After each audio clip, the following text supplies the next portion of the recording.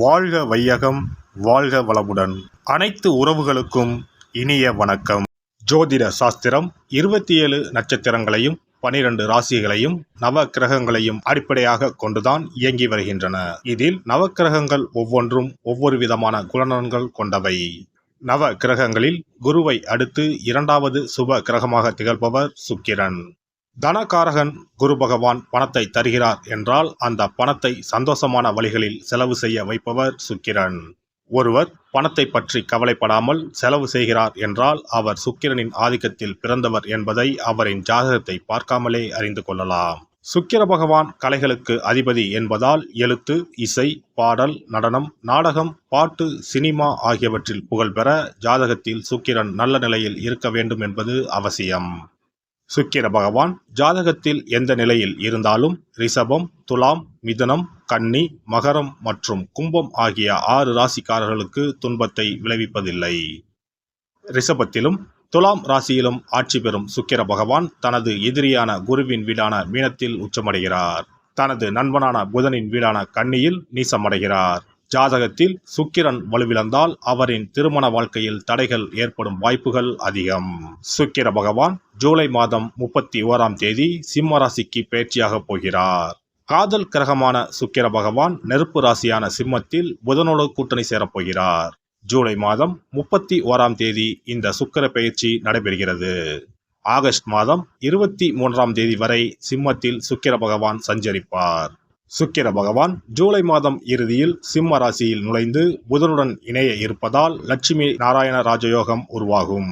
மேலும் ஆகஸ்ட் மாத மத்தியில் சூரியனும் சிம்ம ராசிக்கு வருவதால் சுக்கிராதித்ய ராஜயோகம் உருவாகும்.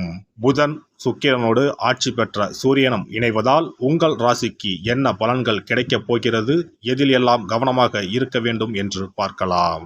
உங்கள் வாழ்வில் வளமும் நலமும் செல்வ செழிப்பும் பெற்று வாழ்வின் உயரிய நிலையை அடைய எல்லாம் வல்ல எம்பெருமானை வேண்டி விரும்பி கேட்டுக்கொள்கிறேன். ரிஷபராசி அன்பர்களே, உங்களுடைய ராசிக்கு ராசி அதிபதியே 4ஆம் வீட்டில் சென்று அமரப்போகிறார். இது ஒரு அற்புதமான யோகம். நிலம், வீடு தொடர்பாக எந்த காரியத்தை நீங்கள் முன்னெடுத்தாலும் அது வெற்றிகரமாக முடியும். குறிப்பிட்ட சிலருக்கு வங்கி கடன் மூலமாக வீடு கட்டுவது அல்லது நிலம் வாங்குவது நல்லபடியாக முடியும். ஆடம்பரமான புதிய வாகனங்களை வாங்கி மகிழ்வீர்கள். வருங்காலத்தில் நடக்கவிருக்கும் ஒரு முக்கியமான நிகழ்வு குறித்து தற்போது திட்டமிடல் நடைபெறும். கேட்ட இடத்தில் கடன் கிடைக்கும். குல தெய்வத்தின் அருள் உண்டு. வீட்டை புதுப்பித்தல், வீட்டிற்கு தேவையான பொருள் வசதிகளை செய்து தரல் போன்றவற்றை செய்வீர்கள்.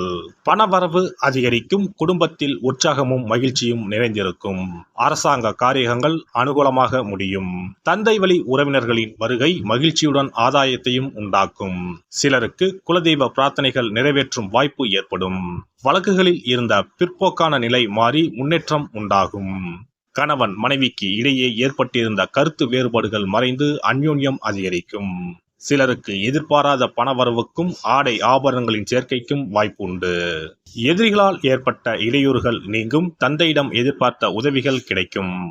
மற்றவர்களுடன் பேசும்போது வீண் மன வருத்தம் ஏற்பட வாய்ப்புள்ளதால் பேச்சில் நிதானம் தேவை. வாகனத்தில் செல்லும் போது கூடுதல் கவனம் தேவை. இரவு நேரங்களில் பயணம் செய்வதை தவிர்க்கவும். வெளிநாட்டிலிருந்து எதிர்பார்த்த நல்ல செய்தி கிடைப்பதற்கு வாய்ப்பு உண்டு. அலுவலகத்தில் உற்சாகமான சூழ்நிலையே காணப்படும். சக ஊழியர்கள் உங்களிடம் ஆலோசனை கேட்டு செயல்படுவார்கள். அதிகாரிகள் அனுசரணையாக இருப்பார்கள். சிலருக்கு எதிர்பாராத பதவி உயர்வுக்கும் ஊதிய உயர்வுக்கும் வாய்ப்பு உண்டு. தொழில் வியாபாரம் நன்றாகவே இருக்கும். விற்பனையும் லாபமும் அதிகரிக்கும். வியாபாரத்தை விரிவுபடுத்த நினைப்பவர்கள் அதற்கான முயற்சிகளில் ஈடுபடலாம். பங்குதாரர்களிடம் எதிர்பார்த்த உதவிகள் கிடைக்கும். பணியாளர்களின் ஒத்துழைப்பு நன்றாக இருக்கும். அரசாங்க வகையில் அனுகூலமான பலன்கள் ஏற்படும். பெண்களை பொறுத்தவரை கணவரின் அன்பும் அரவணைப்பும் கிடைக்கும். புகுந்த வீட்டில் உங்கள் செல்வாக்கு அதிகரிக்கும். அலுவலகம் செல்லும் பெண்களுக்கு பணிச்சுமை குறைவதால் உற்சாகமாக இருப்பீர்கள்.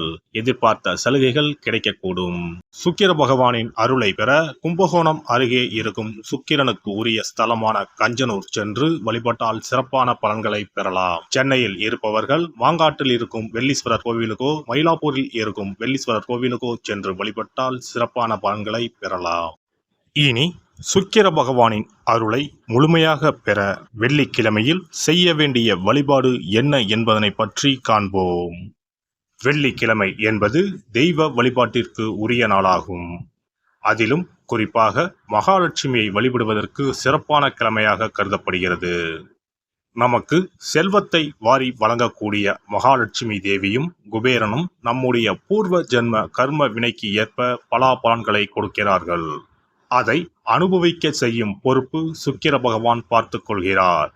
ஒருவர் செல்வந்தராக இருப்பதற்கு ஜாதகத்தில் சுக்கிரன் அருள் கட்டாயம் இருக்க வேண்டும். சுக்கிரனுடைய அருள் பெற வெள்ளிக்கிழமையில் சுக்கிரஹோரை வரும் நேரத்தில் இவ்வாறு வழிபாடு செய்தால் சுபபோக வாழ்க்கையை அனுபவிக்க முடியும். ஒருவருடைய ஜாதகத்தில் சுக்கிரன் நீச்சம் பெற்றால் உடல் ரீதியான ஆரோக்கிய ரீதியான பாதிப்புகள் ஏற்படும்.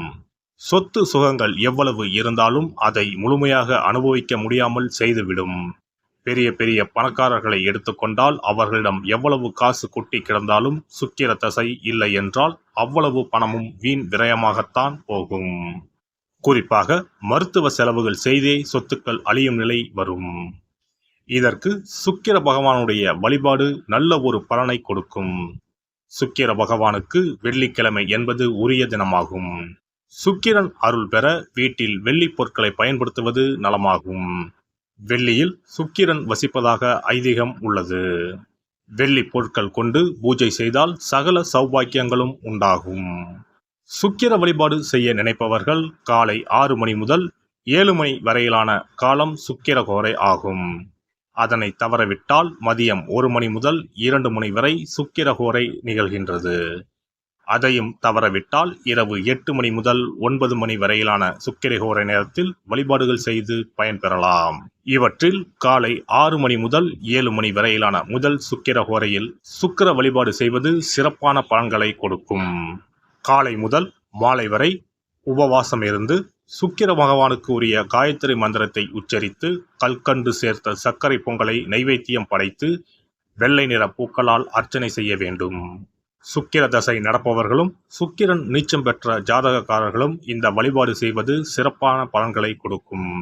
சுக்கிர தசை நடக்கும் பொழுது சுக்கிர வழிபாடு செய்து வர வருமானத்தை சுகமான வாழ்க்கை வாழ்வதற்கு உரிய வகையில் பயணிக்க செய்யும். வீடு நிலம் வாங்குவது, ஆடம்பர பொருட்கள் சொத்துக்கள் போன்றவற்றை வாங்க வைக்கும். அதுவே சுக்கிரன் நீசம் பெற்ற காலத்தில் இந்த வழிபாடு செய்பவர்களுக்கு வீண் விரயங்கள் இல்லாமல் ஓரளவிற்கு வறுமையிலிருந்து பிழைக்கச் செய்யும். வெள்ளிக்கிழமையில் நவக்கிரக கோவிலுக்கு சென்று சுக்கிர பகவானுக்கு வெள்ளை வஸ்திரம் சாற்றி வழிபாடு செய்யலாம். வெள்ளை நிற நைவேத்தியங்கள் தயார் செய்து கோவிலில் வரும் பக்தர்களுக்கு தானம் செய்யலாம். இவ்வாறு செய்து வர சுக்கிரனின் முழு அருளும் கிடைக்கப் பெற்று வாழ்வில் உயரிய நிலையை அடைவீர்கள். எல்லாம் வல்ல இறையருளால் நீங்களும் உங்கள் அன்பு குடும்பமும் உடல் நலம், நீலாயுள், நிறை செல்வம், உயர் புகழ், மெய்ஞானம் ஓங்கி வாழ்க வளமுடன். இந்த வீடியோ பதிவு உங்களுக்கு பிடித்திருந்தால் லைக் பண்ணுங்க, கமெண்ட் பண்ணுங்க, ஷேர் பண்ணுங்க, மறக்காம சப்ஸ்கிரைப் பண்ணுங்க, பக்கத்துல இருக்கிற பெல் பட்டனை கிளிக் பண்ணுங்க. நன்றி, வணக்கம். ஓம் நமச்சிவாய, சிவாய நம.